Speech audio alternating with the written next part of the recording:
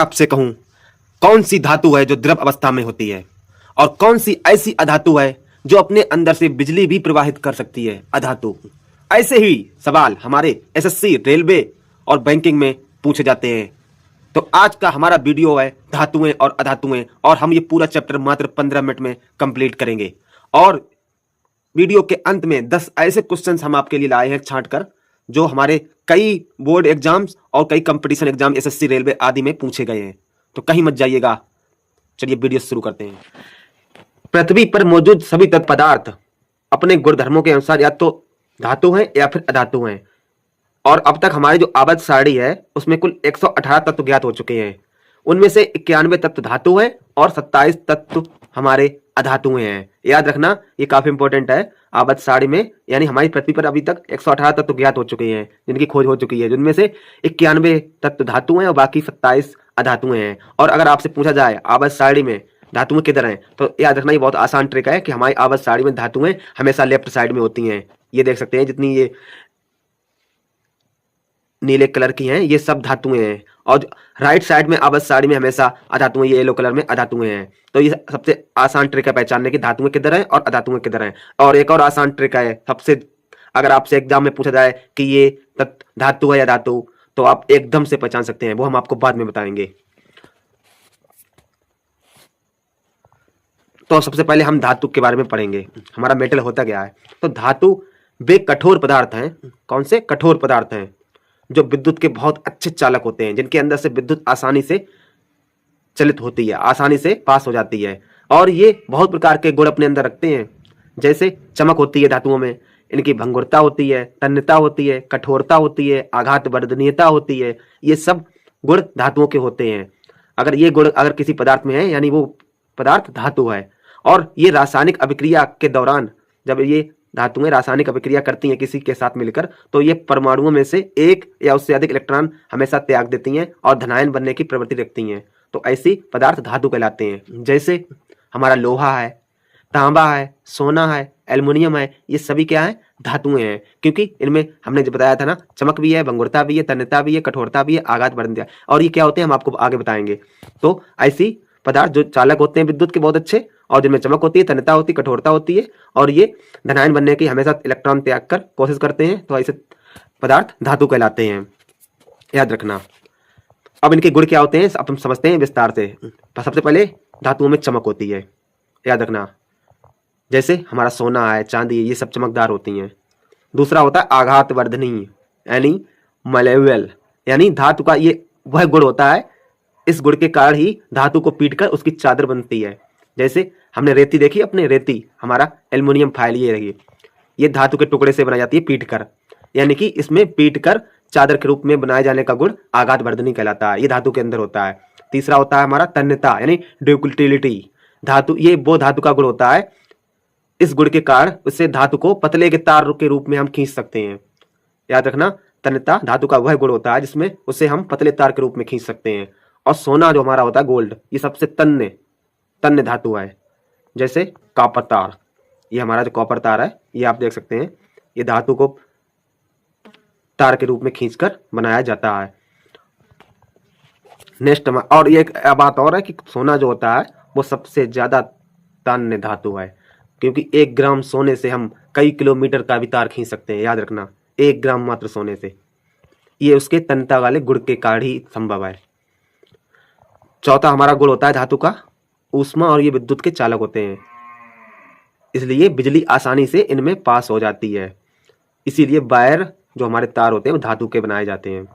पांचवा तत्व होता है इनमें गुण कठोरता।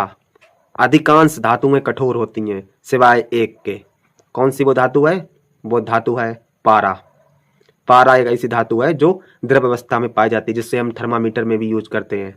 याद रखना, ये काफी बार एग्जाम से पहले भी पूछा जा चुका है। नेक्स्ट हमारा है अधातु, यानी नॉन मेटल। अब धातु का उल्टा क्या होता है? धातु। तो जो गुण धातुओं में है वो अधातुओं में नहीं होंगे, तो अधातु उन्हें कहा जाता है जो रासायनिक अभिक्रियाओं के दौरान इलेक्ट्रॉन को ग्रहण करके विलायन बनाने की प्रवृत्ति रखती हैं। धातु होते हैं वो इलेक्ट्रॉन त्याग देते हैं और धनायन बनाने की कोशिश करते हैं, और अधातुएं इलेक्ट्रॉन को ग्रहण कर लेती हैं और विलायन बनाने की प्रवृत्ति रखती हैं। और इसीलिए अधातुओं को ऋण विद्युतीय तत्व भी कहा जाता है। और अधातुओं में ना तो चमक होती है और ये बिजली के खराब चालक होते हैं, या इनमें बिजली प्रवाहित हो ही नहीं सकती है। जैसे सल्फर है, ब्रोमीन है, कार्बन है, ऑक्सीजन है। लेकिन एक ऐसी अधातु भी है जिसके अंदर विद्युत प्रवाहित हो सकती है। ये भी कई एग्जाम से पूछा जा चुका है। और वो कौन सी अधातु है? वो अधातु है ग्रेफाइट। ग्रेफाइट एक ऐसी अधातु है, नॉन मेटल है, जिसके अंदर से विद्युत आसानी से प्रवाहित हो जाती है। तो याद रखना, ग्रेफाइट ये कई बार पूछा जा चुका है। और हमारे अधातुओं के गुण क्या होते हैं? इनमें चमक नहीं होती है, यानी ये डल होते हैं। और ये भंगुर होते हैं, यानी हल्का भी दबाव अगर पड़ जाए इन पे अधातुओं पर तो टूट जाते हैं। और ये ऊष्मा या विद्युत के चालक भी नहीं होते हैं। इसीलिए बिजली के जो तार होते हैं उनके ऊपर प्लास्टिक की वायर को चढ़ाया जाता है, जिससे हमें करंट ना लगे, यानी विद्युत उनमें प्रवाहित नहीं होती है। अब आपके लिए एक सवाल है, आप बताओ कॉपर धातु है या अधातु है? इस सवाल का जवाब हमें कमेंट में जरूर दीजिएगा। अब हम समझ लेते हैं धातुओं और अधातुओं के रासायनिक गुण क्या हैं। ये तो भौतिक गुण हो चुके हैं, अब रासायनिक गुण समझ लेते हैं। तो सबसे पहले, जब कोई धातु ऑक्सीजन से अभिक्रिया करती है, किससे? ऑक्सीजन से, तो हमेशा धातु ऑक्साइड बनाती है। जैसे कोई धातु मैग्नीशियम ले लें, मैग्नीशियम धातु जब ऑक्सीजन की उपस्थिति में मैग्नीशियम को जलाया जाता है तो इसकी राख, मैग्नीशियम की राख बचती है, जिसे हम मैग्नीशियम ऑक्साइड कहते हैं। याद रखना, जब मैग्नीशियम को ऑक्सीजन की उपस्थिति में जलाया जाता है तो मैग्नीशियम ऑक्साइड बनता है, जो राख के रूप में होता है। वहीं अगर अधातुएं ऑक्सीजन से अपक्रिया करती हैं तो ये अधातु ऑक्साइड बनाते हैं। जैसे हमारा अधातु कार्बन, ये जब ऑक्सीजन से अपक्रिया करता है तो CO2 बनाता है, यानी कार्बन डाइऑक्साइड। अब ये जल से जब अपक्रिया करती हैं धातुएं तो क्या बनाती हैं? जैसे सोडियम हमारा है, जब जल से अपक्रिया करता है तो ये सोडियम हाइड्रोक्साइड बनाती हैं और हाइड्रोजन गैस को निकालती हैं। वहीं अधातुएं जल से कोई अभिक्रिया नहीं करती हैं। अब धातुएं अम्ल से जब क्रिया करती हैं तो क्या बनाती हैं? जिंक क्लोराइड, ये क्लोराइड बनाती हैं। जैसे जिंक धातु है, जब अम्ल यानी HCl से अब क्रिया करता है तो जिंक क्लोराइड बनाता है और हाइड्रोजन गैस उत्सर्जित करता है। वहीं अधातु अम्ल से भी कोई अभिक्रिया नहीं करता है। विस्थापन अभिक्रिया, जब कोई धातु किसी कॉपर सल्फेट को मान ले, जैसे जिंक है, कॉपर सल्फेट से अपक्रिया करेगा तो जिंक सल्फेट बनाएगा और कॉपर, यानी ये कॉपर सल्फेट यौगिक में से कॉपर को विस्थापित कर देगा, इसीलिए इसको विस्थापन अपक्रिया कहते हैं। जैसे जिंक जब कॉपर सल्फेट के साथ अपक्रिया करता है तो जिंक SO4 के साथ अपक्रिया करके जिंक सल्फेट बना देता है और कॉपर को अलग कर देता है, विस्थापित कर देता है। और वहीं अधातुएं कोई विस्थापन अपक्रिया नहीं करती हैं। अब हम कुछ ट्रिक जान लेते हैं याद करने की। धातुएं ऑक्सीजन से क्रिया करेंगी तो धातु ऑक्साइड बनेगा, धातुएं अम्ल से क्रिया करेंगी तो लवण और हाइड्रोजन बनाएंगे, धातुएं जल से अब क्रिया करेंगी तो क्षार बनेगा और हाइड्रोजन गैस निकलेगी। और जो अधिक क्रियाशील धातु होती है वो कम क्रियाशील को हटाती है विस्थापन अपक्रिया में। याद रखना, विस्थापन अपक्रिया में अधिक क्रियाशील धातु कम क्रियाशील धातु को हटाती है। अब आपको पता कैसे चले कौन सी क्रियाशील है, कौन सी कम क्रियाशील है? सबसे जो अधिक अभिक्रियाशील श्रेणी में जो धातु आती है वो है पोटेशियम, यानी K। उसके बाद आती है, कम की ओर चलते हैं, potassium, sodium, calcium, magnesium, aluminium, zinc, ferrous, copper, Ag, Au, ये सब ज़्यादा से लेकर कम की ओर जा रही हैं। सबसे ज़्यादा क्रियाशील पोटेशियम है, यानी K, फिर उसके बाद सोडियम है, फिर कैल्शियम है, इस तरह। इनको याद करने की ट्रिक क्या है? काका नाचा मगर आलू जरूर फीका पड़ा, कॉपर आया गोल्ड। ये इनको याद करने की सबसे आसान ट्रिक है। काका यानी K से का, काका, नाचा, ना से Na, C से चा, नाचा, मगर, Mg मगर, Al आलू, Zn जरूर, Fe फीका, Pb पड़ा, Cu कॉपर, Ag आया, Au गोल्ड होता है। तो ये ट्रिक आप याद कर लेना जाना। आप कुछ इंपॉर्टेंट तत्व जान लेते हैं। सबसे हल्की धातु लिथियम होती है, काफ़ी इंपॉर्टेंट और काफ़ी कई बार पूछा गया। सबसे हल्की धातु लिथियम होती है, जिसका एटम नंबर 3 होता है। और सबसे जो भारी धातु होती है वो ओस्मियम होती है। कौन सी होती है? ओस्मियम सबसे भारी धातु होती है। और जो सबसे विद्युत की अधिक चालकता होती है वो होती है चांदी में, लेकिन चांदी के तार हम बना नहीं सकते क्योंकि काफ़ी महंगी है। और अधातुओं के जो ऑक्साइड होते हैं वो अम्लीय होते हैं और धातुओं के ऑक्साइड क्षारीय होते हैं, यानी जब हमारी अधातुएं ऑक्सीजन के साथ क्रिया करती हैं तो अम्ल बनाती हैं और जो धातुएं होती हैं वो ऑक्सीजन के साथ क्रिया करके क्षार बनाती हैं। और सभी धातुएं ऊष्मा और विद्युत की सुचालक होती हैं। एल्युमिनियम, जिंक और टिन के ऑक्साइड उभयधर्मी होते हैं, यानी दोनों के गुण रखते हैं।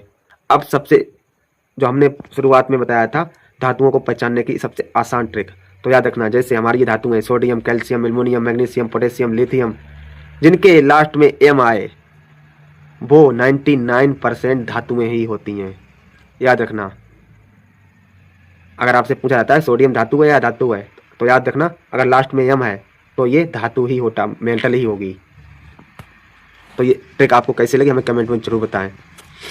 अब हम जो हमने आपको बोला 10 महत्वपूर्ण प्रश्न उत्तर जो कई बार पूछे जा चुके हैं। धातुओं का सबसे प्रमुख गुण क्या होता है? तो क्या होता है? धातुएं ऊष्मा और विद्युत की अच्छी चालक होती हैं। नेक्स्ट है, कौन सी धातु द्रव अवस्था में पाई जाती है? तो हमने बोला था मरकरी यानी पारा। कौन सी अधातु विद्युत की चालक होती है? तो हमने बोला था ग्रेफाइट। जब धातु अम्ल से अभिक्रिया करती है तो क्या बनता है? तो लवण और हाइड्रोजन गैस। लोहे पर जंग लगना क्या कहलाता है? संक्षारण। धातुओं की अभिक्रियाशीलता श्रेणी में सबसे अधिक क्रियाशील धातु कौन सी है? पोटेशियम यानी के। कौन सी धातु सबसे अधिक तन्य होती है? तो सोना। 1 ग्राम सोने से लगभग 2 किलोमीटर तार खींच सकते हैं। किस धातु को पीट कर सबसे पतली चादर बनाई जा सकती है? तो वो होता है सोना। धातु ऑक्सीजन से अभिक्रिया करके क्या बनाते हैं? धातु ऑक्साइड। कौन सी धातु पानी के साथ सबसे तेज अभिक्रिया करती है? तो वो होता है सोडियम और पोटेशियम। इसीलिए इनको मिट्टी के तेल में रखा जाता है, क्योंकि ये ऑक्सीजन और पानी के साथ बहुत जल्दी अभिक्रिया कर लेते हैं गुस्से में।